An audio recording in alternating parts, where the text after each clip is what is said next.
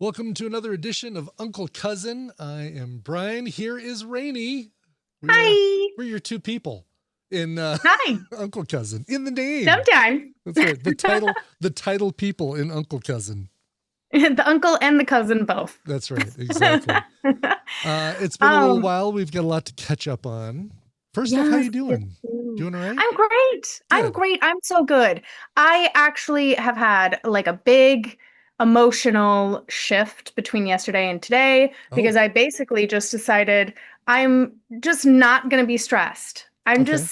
I'm just gonna not. I'm just gonna put that down and I'm just gonna acknowledge that it's not going anywhere and that it Okay. can just be an elephant in the room and I Okay. don't have to feel it. And that's great. Okay. All right. Good. Yeah. Yeah. Uh, It has been a time. We're moving and grooving. that's good. Denial is not only a Nine tenths of the reparation. law. Oh no, that's a different phrase. Yeah. Um, that's funny. Okay, so yeah, I mean, we don't have yesterday to compare with, so I guess this is good. We're getting you on the On the the good day. other Yeah. side of things. Yeah.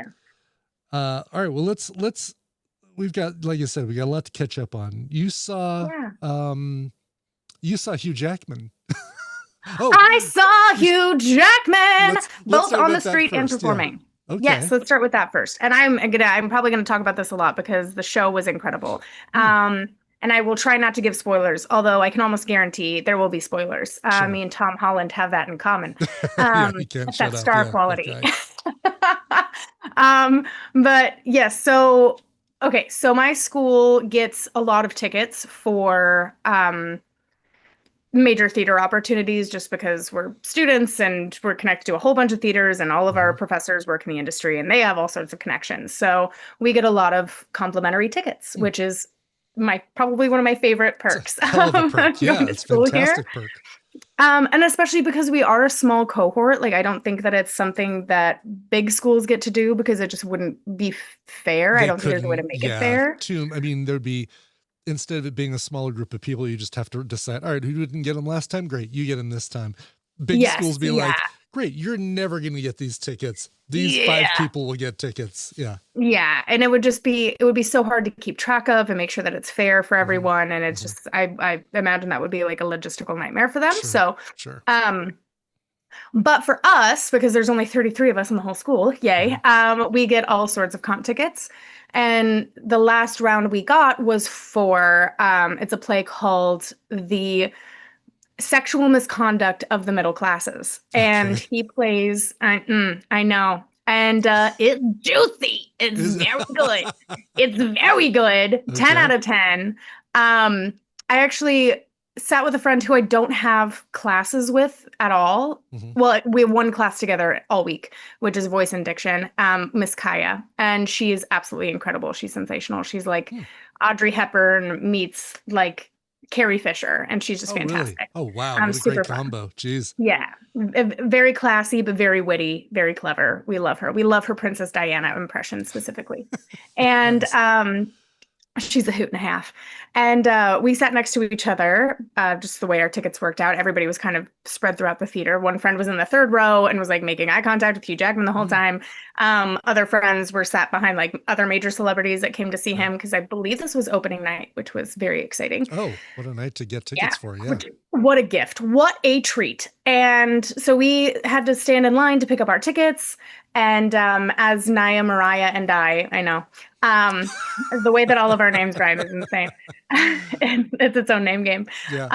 And as we're standing in line, Hugh is coming in the front door to get on stage. So, he kind of said hi to everybody waiting in line and yapped with a couple people and took a couple photos. Which I just took a creepy video from over Naya's shoulder. Very cool, very That's the one suave. I saw. Yeah. Yeah. And very, very sneaky, very sneaky, totally unnecessarily sneaky, by the way. He would have been fine with it, but I didn't ask. And I took the video to send to dad. And then he goes inside or whatever, and we all get seated. And then the whole play is from his perspective, Hmm. as the professor that inappropriately falls in love with one of his students, that classic trope. Hmm. And the female characters' lines, who who is played by Ella Beatty, who is Warren Beatty's daughter. Oh, okay. She was, which I hope I'm pronouncing that correctly, but who knows? We've all been saying Lionel Richie wrong this whole time. It's Lionel, Is it which really? It's Lionel. it's Lionel. It is, yeah. And he just Wow. never Never corrected corrected anyone. anybody. So, No or kidding. just got tired of it, just gave up. Who knows? Who knows? Who knows? Lionel. Lionel Um, Richie. Wow. Okay. yeah. That's So something new. yeah, a fun little trivia pronunciation note for you. A little, Mhm. little sprinkle detail. Thank you, Kiki Palmer, for sharing that with everyone. And so politely correcting everyone on Jimmy Fallon. We appreciate you. Thanks for the insight, Mama.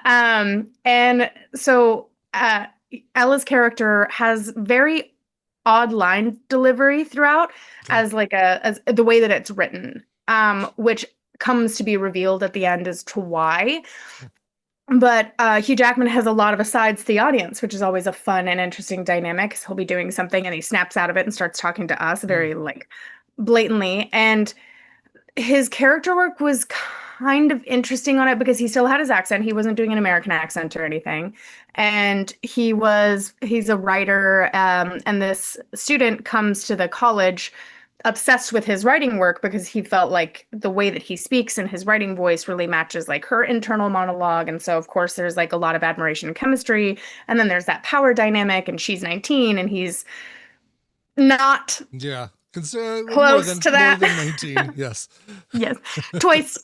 Thrice divorced, I believe. Okay. He really hasn't got a grip on that whole romantic thing. Me neither. Who knows? And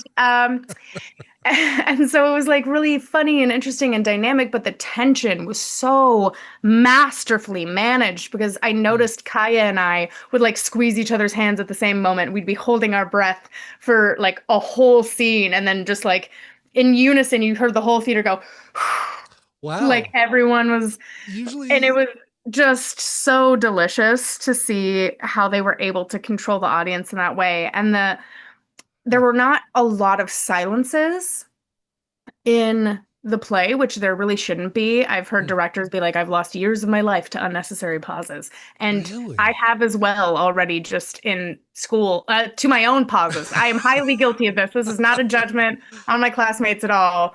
I'd be pausing for no reason. That's really at funny all. because like a quiet pause. I mean, you see it in movies all the time, and it's powerful. It can be, Yeah. you know, a chance to digest what was just said, or Yes. just the silence sometimes speaks louder than the line right before it. But in plays, you don't want that as much. Well, no, not necessarily. I mean, sometimes yes. Yeah. So it's like if you've earned it is kind of the rule. If Okay. you have done like a great example of this is Waiting for Godot or Godot. We Godot. might be I all think- saying I that think wrong as Godot. well. Yeah. Mhm. It's pronounced Lionel. And it could be another Lionel, who knows? Right. And there's a character named Lucky who doesn't speak. He's present throughout the entire show and then doesn't speak at all until the last 15 minutes of the play. Okay. And when he does speak, he has a full, nonstop stream of consciousness rant style monologue for a full, at minimum 5 minutes, depending on the actor, at Really? least 5 minutes long, Okay. which is an insane monologue. Because like I feel like I'm up there for what's forever, and it's a minute and 30 seconds or 2 minute Sure. style monologue. And so it's really all of his thoughts kind of like and this accumulation of his emotional experience that he hasn't shared throughout the entire play and the storyline, and he finally dumps it out, and then there is a long pause, just silence for the audience to kind of sit and soak in and ruminate in all of what he just shared, and like the shock of the fact that this is the first time that they're hearing his voice in the whole show. And then it's broken by him going, so, yeah, and then what do you think about that? And then that's his 2 times he speaks the whole time. Really? Okay. Yeah. So it like pauses are a really specific tool for both playwrights and actors. And some playwrights are really, really, really specific as to when they want you to pause. They will literally write it in awkward pause, long pause, uncomfortable pause, sharp, pointed pause where it's like, Like, yeah, you know, wait, like, yeah, glare kind of thing. exactly. Yeah. Hmm. Where the actor has a chance to like create that beat or like decide what the intention is with it from the character and things like that, or it's really specific from the playwright as they want. This is how it should be played out, Sure. which depends on the playwright. Because then you also have playwrights like Carol Churchill that leaves literally no stage directions whatsoever at all. Great. Okay. Um, which depending on what type of control freak actor you are, you'll either love or hate. You have no idea. No idea. Sure. Everyone's different on that one. But yeah, pauses have to be used very, very intentionally, or else you'll um, lose the thread of whatever it is that you're saying, or the momentum of the storyline, or whatever that looks like. And it's really, really, really important that they're used specifically and intentionally, and for the sake of having an impact on the audience. Mm. So that we've been kind of going over this. It's been a big concept in our contemporary scene study class about pauses, pace, pitch, volume, how all of that is used to maintain the audience's attention and also allow you to emphasize and make specific intentions just with your vocal intonation to create that momentum in the storyline. Sure. So, Makes sense. watching that in that specific context of that show was really cool. But it was a way that I'd never seen Hugh Jackman act. It was like I've never seen him on stage before, and I love his movies. X-Men is very different than Yeah. Sexual Misconduct in Middle Classes. It's very two different Yeah. genres altogether. It's not Wolverine up there. Yeah. No, it is not. Which love. That's great. That's Yeah. great because we love Logan, but it is really, really interesting to see the way that he has the stage presence and how because when he was on the street, his energy was very like centered, calm. Like you could have passed him and had no idea it was him, and you would just be like, "Oh my gosh, was that Hugh Jackman? Am I crazy? Like, what was that?" And then once he's on stage, it fills the room. Like he has this ability to just project his presence and his vibe throughout the whole space, which a lot of stage actors, the best stage actors, have that skill set. Sure. But it was so interesting to personally witness that shift so quickly from how he is on the street to 10 minutes later, not even sit in a seat, and then be like, boom, like smacked in the face when he got on stage. That's It was impressive. really interesting. Yeah. Yeah. Huh. Oh, did he before was his start in theater versus movies? Do you know? Like, did he? No, he started as a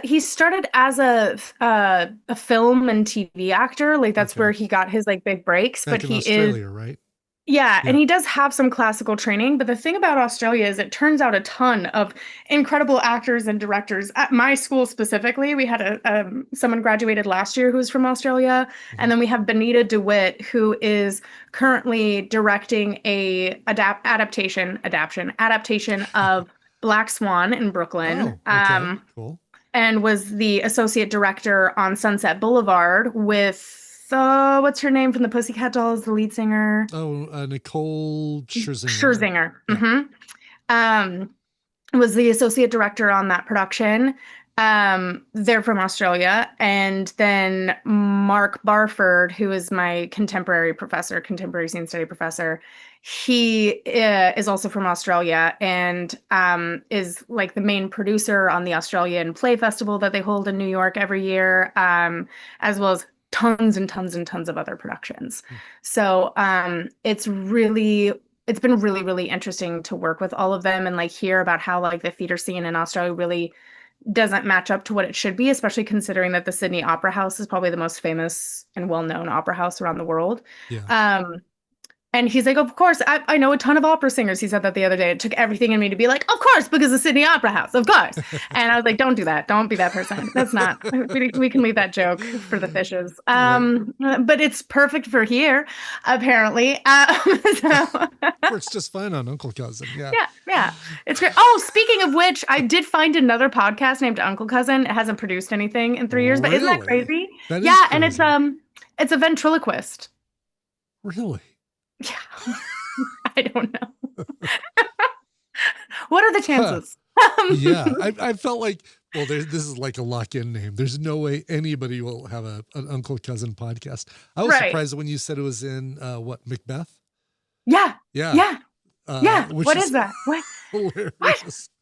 How? But That's so crazy. another Uncle Cousin podcast. That's hilarious. Yeah. Yeah, when I did a search, nothing came up. It must be, what is it, hyphenated or Um, I think, yeah, maybe. I'm just- not sure. It was specifically in like the podcast sections of iTunes, but they haven't produced a okay. new episode in like 3 or 4 Okay. years. Yeah, then we're But safe. someone was trying to look it up for me talking about it and then was Yeah. like, And they found this is that all one. I found. And I was like, Oh, what? yeah. Because we What haven't is done this. that? We've done this as a YouTube series, but not as a Yeah. podcast yet. I have the domain, I have the website.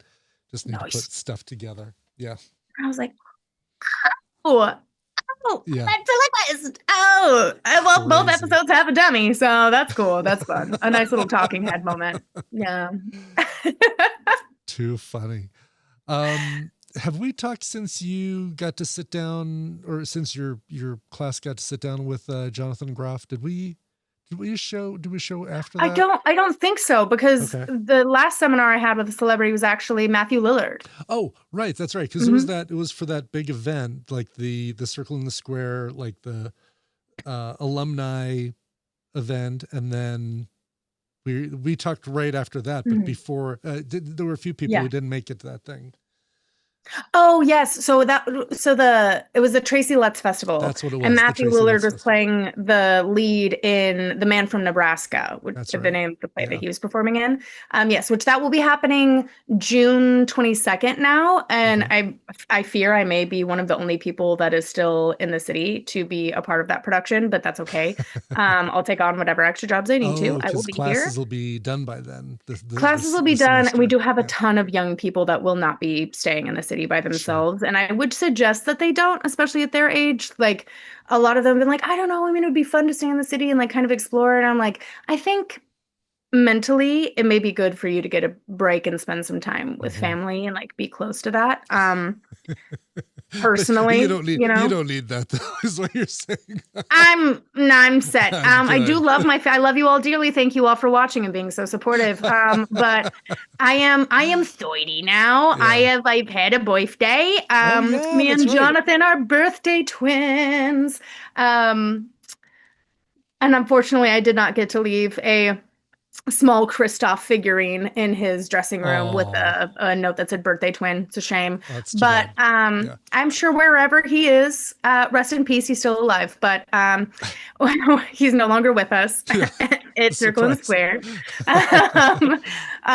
His show run ended on the 29th of March. So just a few days ago. Wow. Just very recently. And we all got bracelets. I'm not wearing mine today, but it says it was never enough time. And I was like, oh, that's cute because it's just in time. Oh, right, just in time. Yeah. Yeah. And it has a little signature on it. It's like those Armstrong, Livestrong type the wristbands. silicone, yes. Yeah. Unbreakable or something like that. But yeah, his time with us has come to an end, and he's been replaced by Matthew Morrison from Glee, and several other things, but that's what I know him from.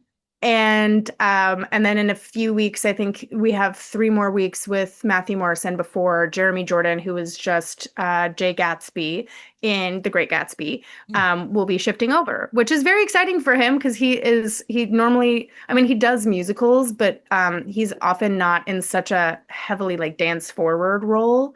So it's going to be really interesting to see how he takes on that challenge, but we shall see.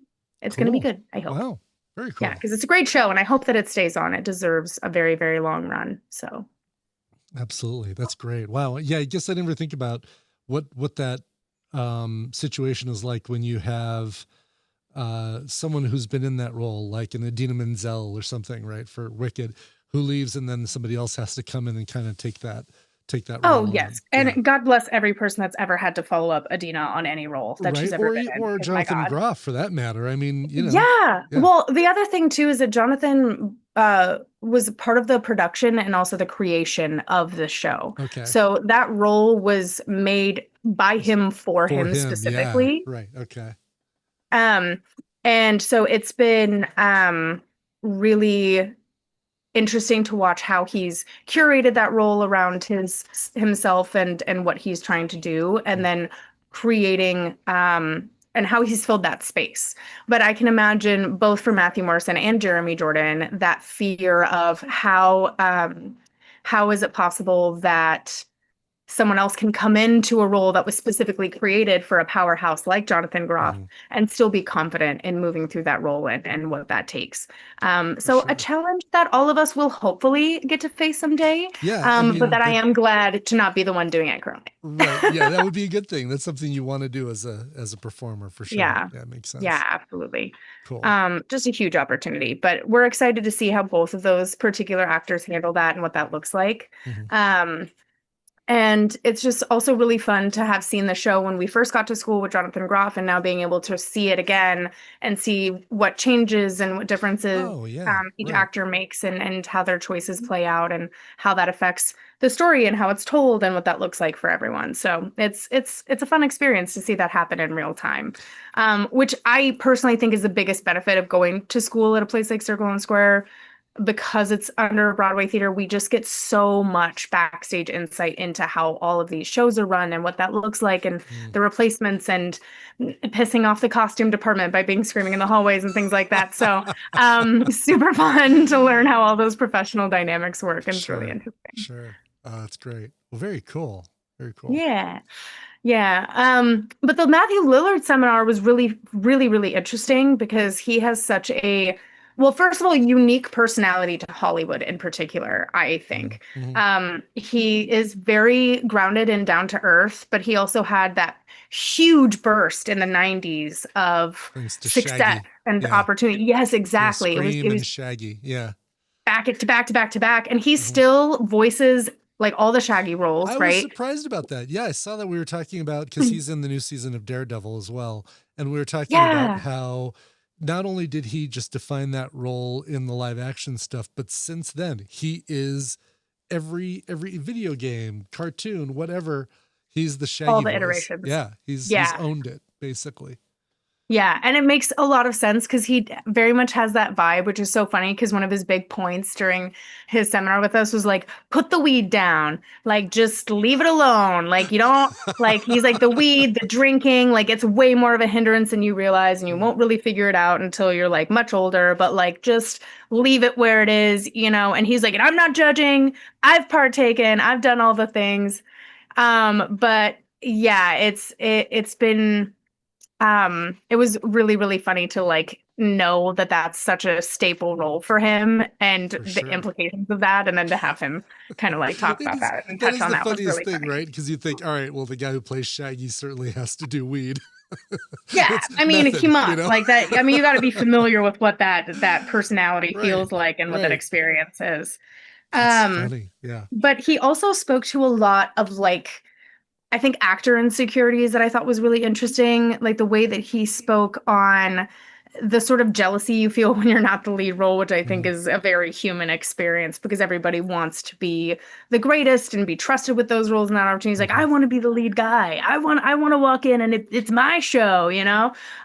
Which is it's very funny. I think that's a really human experience for actors, but um he also talked a lot about like some of my favorite things are that he has like affirmations that he does for himself every day, and every time he's like feeling like insecure he's like, I am a brilliant actor, I am a brilliant actor. And it's very validating to see someone at that level still have to remind Mhm. themselves of their skill sets and what they have to offer, um and know You'd that it's not like you'd assume that at some point you wouldn't have to do that, but you kind of yeah, always you have think to. once you're on like a major movie set, you're like, Yeah. oh, I've made it, I'm done, I'm good, Yeah. I and don't need that's to do just that not the anymore. case. Wow. Which is also was a point driven home, I think, by Kevin Kilner while he was here for the Tracy Letts Festival as well. Because the first thing he said to me is because we were just yapping in the hallway. He was the first person to arrive. He was so Mhm. early.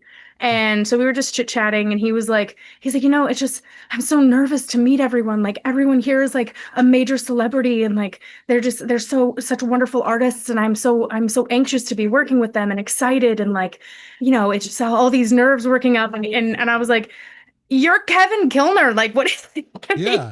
mean? You're no slouch, um dude. Exactly. Yes. And then Galia, who is, I have her for two classes currently, and she's the associate director on Six, which is the Broadway show about the Oh, wives of Henry VIII. right. And she was talking about Kevin Kline, different Kevin, but Mhm. another very, very famous actor Yeah. who was talking about how he still needs, like, she was having a conversation with him about his insecurities and needs for validation while he's on set and what that looks like even at his level, and he's won Oscars, Oh so it's yeah. just That dude, um I've seen interviews with him. He exudes confidence. Like he feels like he's got it in spades. yes, yes, Wow. and I Wow. think I think that specific nuance is one of the most misunderstood attributes of actors. Hmm. Like, people assume that it's like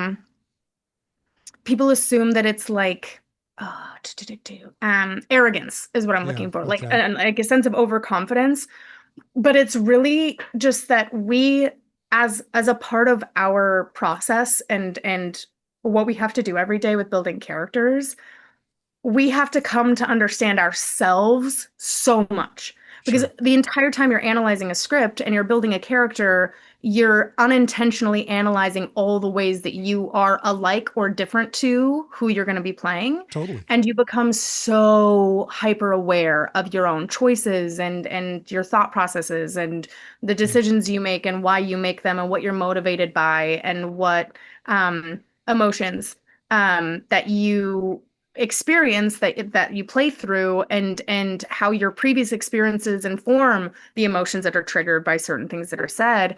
And so once you do that for long enough, you just become so secure in who you are, and so certain about who you are, Hmm. that that's where the confidence is rooted in. But that does not mean that we are not incredibly insecure, very scared, nervous people that do at every level of our careers need that Sure. support. So, Sure. um, comforting, Hmm. um, Yeah. Good. a little annoying. A I little really thought annoying there to would be an think, end to the right? work. I was going to say a little annoying to think, well, okay, I'm never going to get rid of this, but it's also nice to know that even people at that level have it.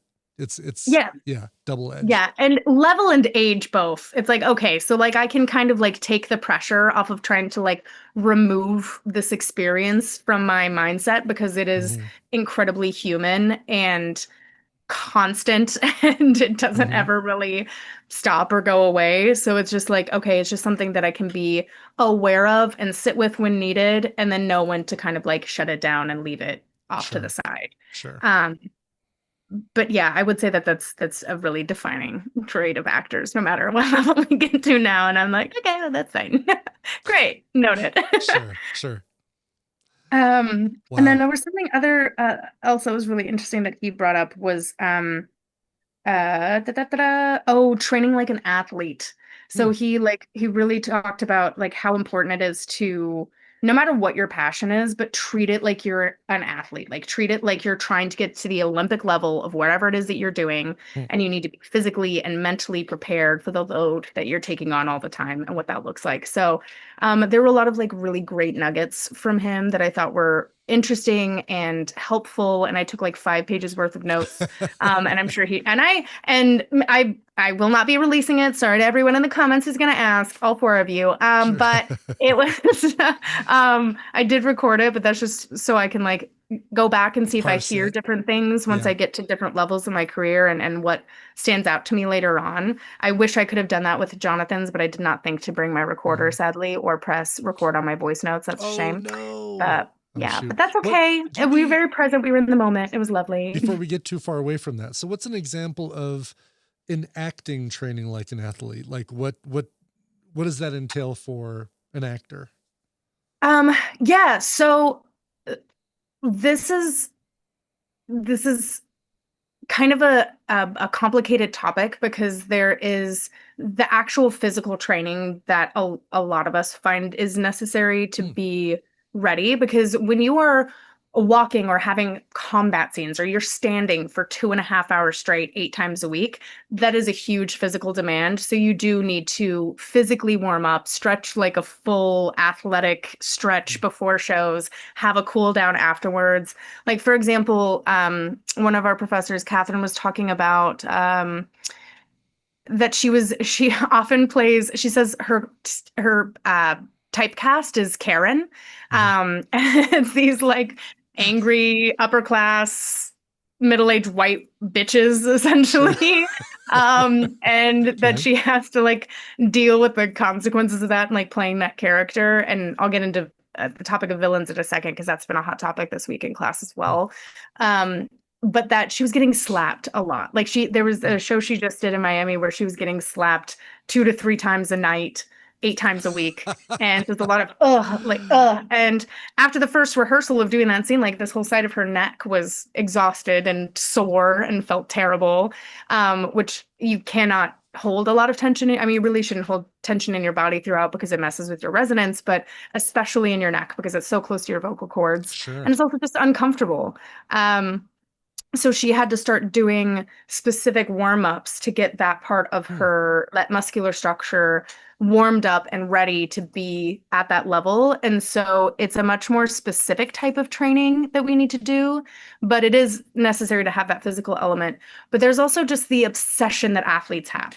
Like Sure. athletes are up super early in the morning, they're doing cardio, they're doing the weightlifting, and then they're doing like nuanced training specifically for their needs, for specifically that sport and that constant intensity and the consistency, and that it is a 24/7, every day, every month, every moment of the year type of training. Mhm. Um, and to have that mindset of like the work never stops and you have to stay ready, Makes sense. because you Yeah. do go through hundreds and hundreds and hundreds of auditions and tons of no's before you get your yes. But if you aren't mentally in the space to take on a play, or like you haven't worked on your memorization skills, or you haven't been practicing monologues and Mm, scenes and things like that in private, then when the opportunity comes up for a self tape or an audition, mhm, and you like all of that's rusty, that rust is going to be very present in your performance. And that can cost you a job. It could cost you an opportunity. It could cost you mm. money. It could cost you like your next meal, Yeah. So it's Yeah. like Oh, that you makes a lot have of to be sense. in that space. Yeah. Yeah.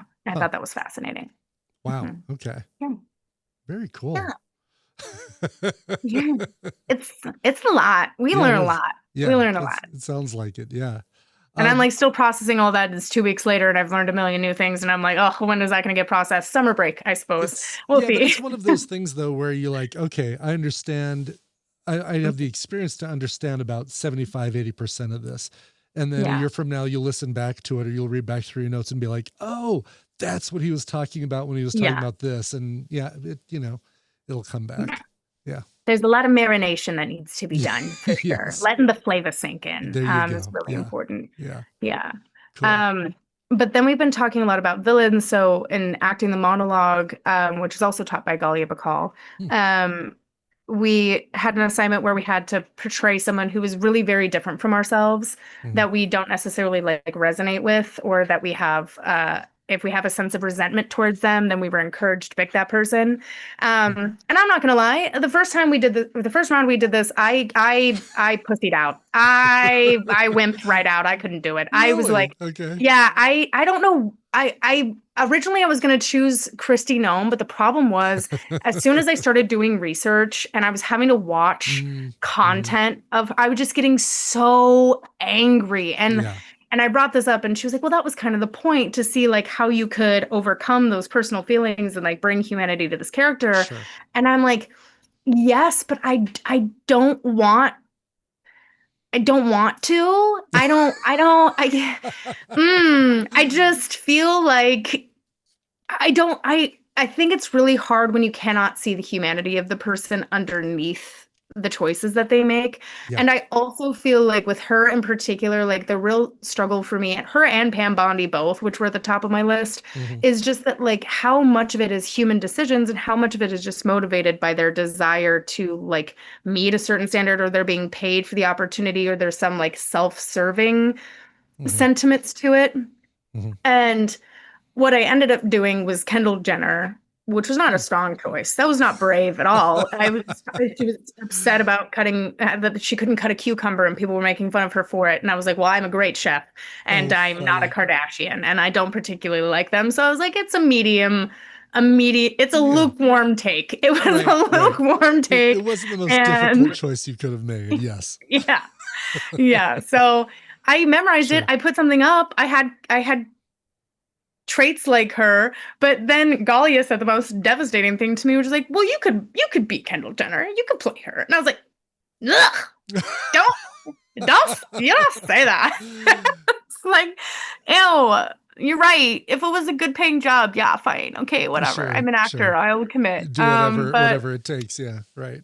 I was like, please don't tell me that we have more in common than I want because Gully has a psychology degree, and I'm like, girl, if you see resemblance between the two of us, maybe don't let me know. Yeah. Maybe don't Right. tell me. I'm not sure Hey, I want to deal with that. far better than, saying, you have a resemblance to Pam Bondi or a resemblance to Christina or something Right, like that. right. You guys are very Yes. similar. So in the grand Mm, scheme of things, mm. Kendall Jenner, these other two, far better. Yeah.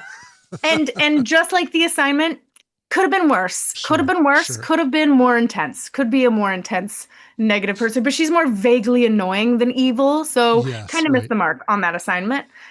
Do you Um, get another shot at it? You mentioned that. I did. I Yeah. Okay. did. I had until the next class, which was the next day, Okay. to pull together a brand new, a minute and a half long monologue from a villain. And I chose this woman, Amy, not Anna, Amy Carlson, which I don't Okay. know if you heard about her in the news, but she was going by Mother God, a cult leader, super Okay. fun. Um, and Okay. she Good.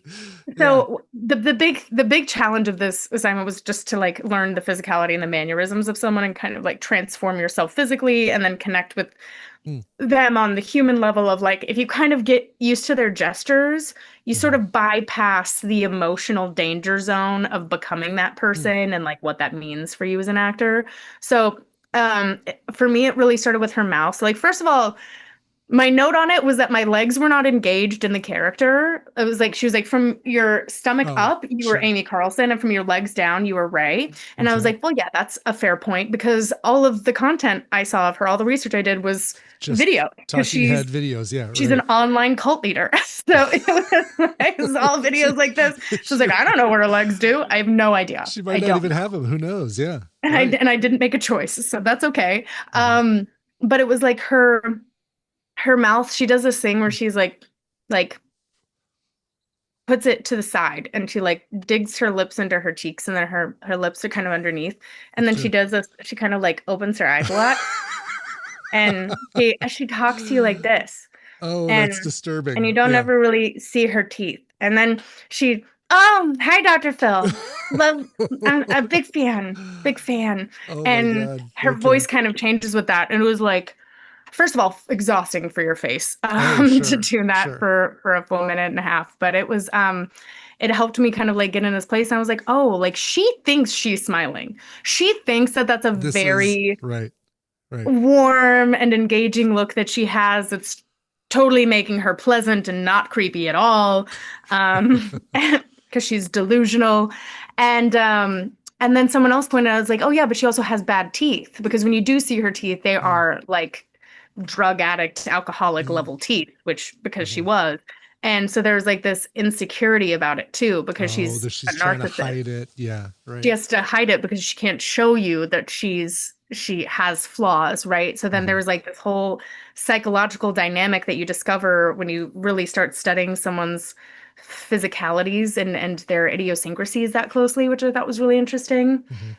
And when you really get into that, then you can be the character without having to be the person. Hmm. And Oh, that's okay. what's the kind of the trick, the key with playing someone that's so horrendous and has done so many awful things to other people. Um, and then you have this fascinating dynamic of actors is that the actors that play the cruelest, worst, most evil people Hmm. are often the kindest actors on set. They're like the Sure. nicest people. Sure. But that's because those people, the ones that are truly from like the center of their being, kind, loving, warm people, Hmm. are so aware of the fact that under no circumstances would they ever be capable of doing what these other people have done, that they Right. can get into Right. that and it's fine because they're like, I know that's not me. And Hmm. so then like, for me, it's like, oh, well, yeah, of course. That would be so fun to get into villains that way. And Villains like always look think like they'd be the most fun characters to play. Absolutely. Yeah. Yeah, well, because it's It's so freeing. freeing, Yeah. and there's a sense of like empowerment that comes with it because Sure. you have to go to the extremely dark, cruel places Hmm. so that you can lift up the hero. And the thing that she said that I thought was so beautiful and profound about working as a villain is being the villain allows the survivor's story to be told. If no one is willing to go to that place and be that evil, cruel, awful, horrendous person and be convinced that they are 100% righteous and correct, because crazy people don't think they're crazy, right? Right. So Right. come from that place of righteousness in your cruelty to allow the hero's story to be told is so important, especially when it's a true story, because that person who survived or that victim deserves to have their story told. And if Mhm. someone else isn't willing to be the dark version of that, then that story doesn't get told and that person is denied their experience. But also the audience member that needs to see that show, that needs Mhm. that movie, that needs that art to process what they're going through, doesn't receive it because the story doesn't exist. Sure. So Sure. I thought that was really That's poetic and cool. That makes, beautiful. So yeah. yeah, Wow. opened my eyes to like a whole new set of characters I hadn't really like. It's not that I hadn't like I'm opposed to it, just I hadn't really like thought about it Mhm. in all honesty. So, Do you think if you would have yeah. done this Mother God character first, that the second day Christy Nome or Pam Bondi would have been a lot easier to do? Like, is it? Yeah, well, I think the conversation that we had as a group was Mhm. really the shift for me to That's what be turned it into for you. that. Okay. Yeah. Okay. Cool. And then also like because once we succeeded on the physicality point, then we were able to have the conversation of how does that allow you to circumvent that emotional danger zone that Mm. we get into as extremely empathetic people, Sure. and Sure. how damaging that can be for your mental health, like with Heath Ledger and the Joker, right? So Mm. that's um uh and method acting honestly is like such a controversial topic in the Is acting it world really? Yeah, too. I'm curious about that. Like, how is it perceived by those who don't do it, who aren't considered method?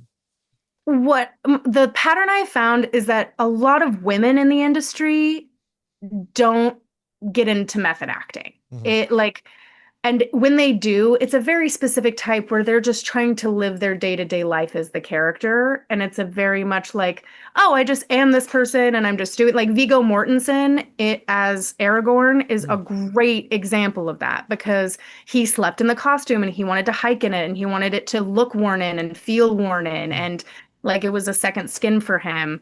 And he hiked in it and did all of those things that Aragorn would have done that helped him really bring that lifelikeness to it. But then you Sure. have the really toxic version of that that's like the Jared Letos of the world, where they're like leaving dead Mm. rats in people's dressing rooms and like being Right. psychotic and cruel and awful for the sake of it, just because they think that that helps them get into it. Yeah. And the thing, in my opinion, is that there's like like with women, it seems that empathy is already such a present trait naturally for more feminine actors that like we don't really have to live like that to be able to engage with it. And also the fact that it is very dangerous if you happen to be an artist that comes from a very traumatic background Mm. to constantly be digging into those personal experiences and bringing that to this character and like reliving the worst moments of your life over and over again just to get a certain emotional reaction Hmm. from yourself Hmm. is not It's not healthy. it's Yeah. not Yeah. sustainable psychologically Right. unless you're willing to also do the work after that pulls you out of that and allows you to communicate and engage and express those things and then detach from it and move on in a way that's healthy and brings Mm. you back to where you are now. but that half seems to be the half that's missing for a lot of men that do method acting. So it's like they do all the damage and then Sure. it's not And they undone don't. at the end of it. And Yeah. yeah, so um, Huh. it's Feels the like it's a specific, character therapy kind of thing. Like you've got to go through a yeah, special, like somebody who's trained to be able to pull you apart from that kind of thing. yes. Yeah, and there's certain like there's the importance of rituals for actors, which I think like Oh. people hear about and don't really understand, but it's like if you have to be a character 8 times a week, but there's also a character that's like very disconnected from you, but really any character that you do, you need to have a ritual to get into that person and then Mhm. out of that person. Because a lot of the stories we tell, the best stories, are also really emotionally harrowing experiences. Mhm. And your nervous system doesn't know the difference between you experiencing that in real life, in your personal life, or you Or being on playing a stage and you're character putting on that's a doing it. show. Yeah, no Your kidding. nervous system thinks you're being chased by a bear, regardless. Exit stage left, pursued by a Right, bear, right? right. So, and your body feels that very really. So, if you have to have a ritual to get into that, and then you have to have a ritual to get out of that and like reconnect with yourself. So like one of my classmates, Mimi, has a really great system where she has a playlist specific to the actor, and then she has her Hmm. playlist of her favorite songs. So each time she plays a character, Oh, she creates that's a playlist, brilliant. Yeah. listens to that music, gets into the character, and then afterwards she listens to her playlist, and that pulls her out of it and brings her back to it. That's brilliant. Okay. Brilliant. And one of Yeah. my favorite things, because it's like, oh, fun. You get to curate a playlist for every little like scene that you do. That's so fun. Love that. And Yeah. it's a great way to also like connect with like the emotions of the Sure. character, kind of the Sure. world they're in, which is really cool. Another classmate, Elle, she has a meditation she does where she's like floating among the stars and then runs into the character as a sort of like Hmm. extraterrestrial individual, and then they kind of like merge, and she comes into character, and then afterwards they part and say goodbye, and then she floats in the stars back into her body, and then that's how she does it. So that's a really cute option too. Hmm. And an interesting approach. Magali was talking about some of the women in Six, because that's traumatic. I mean, you're Yeah. getting beheaded because your husband just doesn't like you Yes. anymore. And Right. like Yeah. Yeah. it's medieval times, which was not like historically a really fun experience for women, not particularly freeing either. Although it is a very pop music version of it, that emotional experience is very real. And so there are certain actresses and actors in that show that will stay on like at the stage, like at the theater for Mhm. up to 3 hours after stretching, decompressing, Wow. journaling, reconnecting to themselves before they feel able to walk away from what they did on stage. Sure. So, Sure. um, and I can imagine with a show like the sexual misconduct of the middle classes, which I highly recommend. If you cannot see, please rent it from the Lincoln Center Library and watch it online, because it is Hmm. such a great, important story, in my opinion, and really speaks to experiences I've personally had, but I think every young woman in the room, because you felt us all hold our breath and clench for a full 2.5 hours. Um, um, and that for me, if I was in that show in particular, Yeah. I would really need to have like a long Something that pulls decompression you out of it. ritual. Yeah, Yeah. something that pulls you out. Yeah. Lady Macbeth, who I'm doing a monologue for currently, Oh. is another character that I find myself having to take time alone after performing to like Yeah. like release that and not kind of carry that with me throughout the day, or When else I find you myself being like edgy and weepy for hours unnecessarily. So do you is it a taboo when you're just doing it as a monologue to not say that name?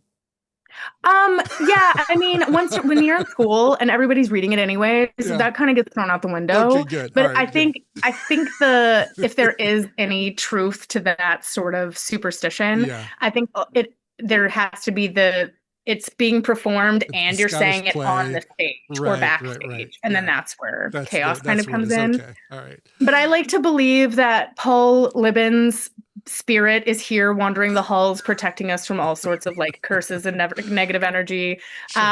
so that we can perform safely and learn in a wonderful environment. So yeah, R.I.P. Paul, we love you so much. An Oh, icon. very cool. Yeah. We got just a few minutes left. Let's talk about your birthday. You just turned 30. I turned Congratulations. 30. Yeah. Yeah, and I feel younger than ever. Wrong.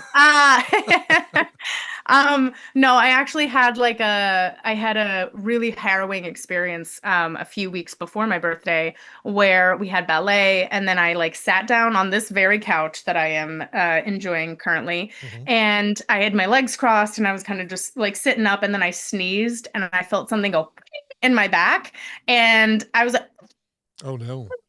and then a shiver up my spine, and then I was on the floor laid out. And I was like, Oh. somebody pop Tylenol into my mouth and give me my Tiger Balm. Because I And can't move.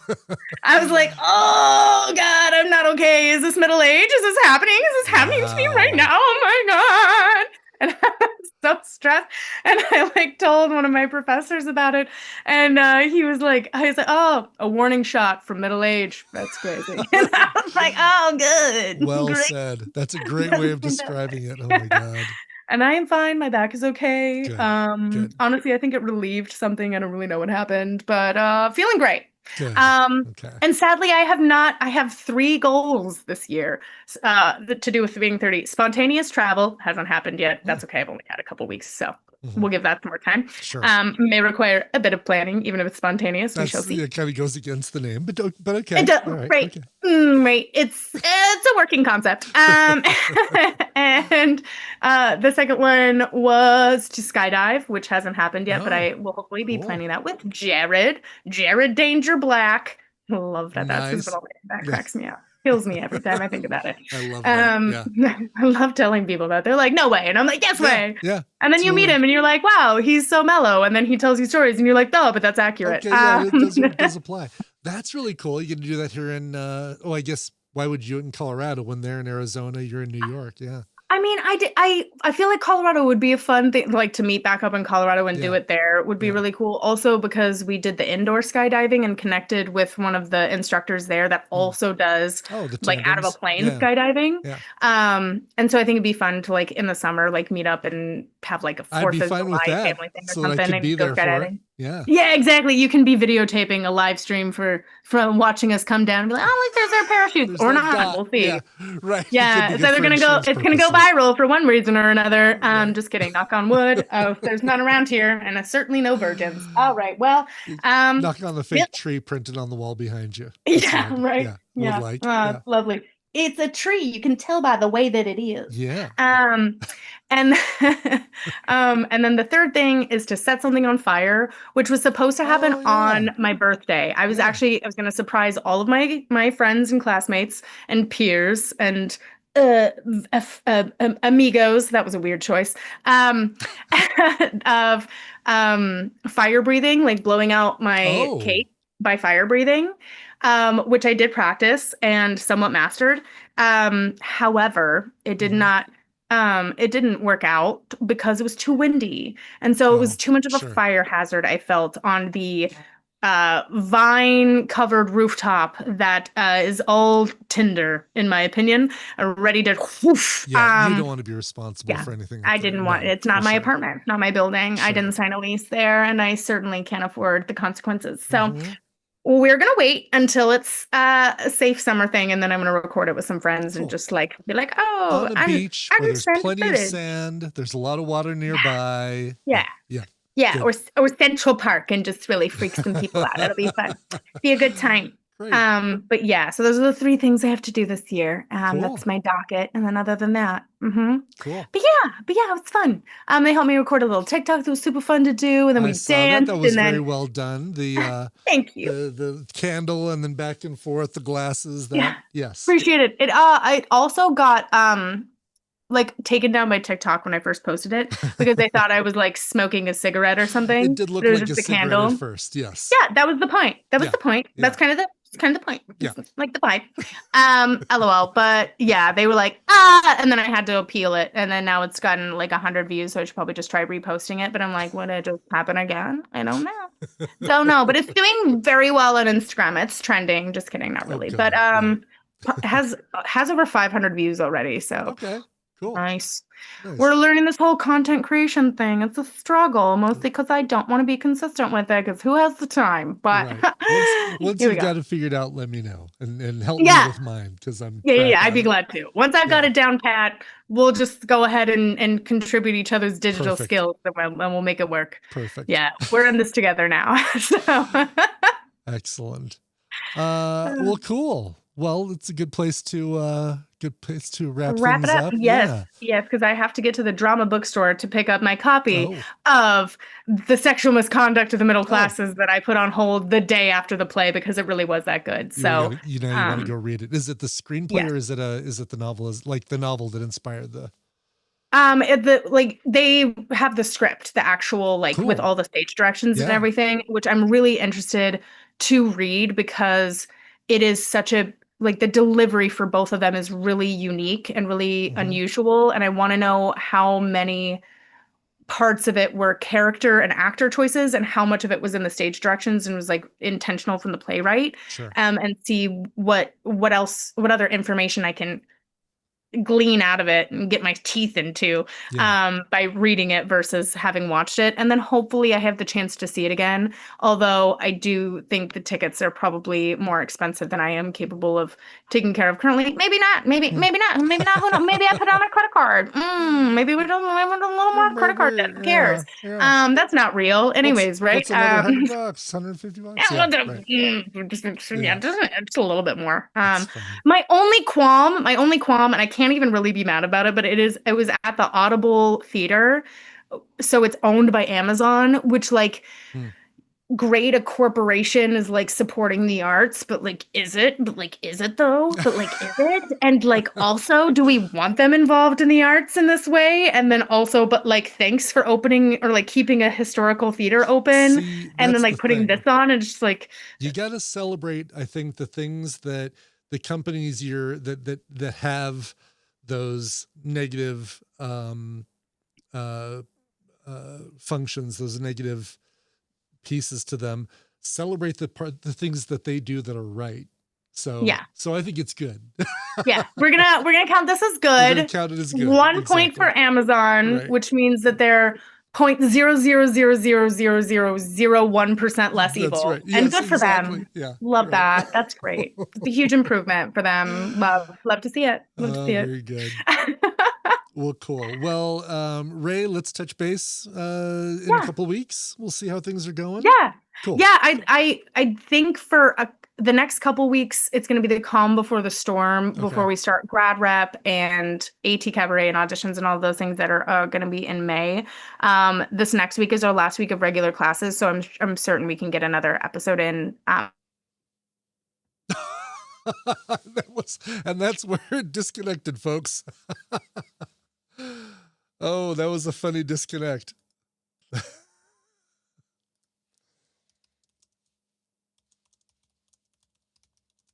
Booted you mid sentence. Oops. There we go.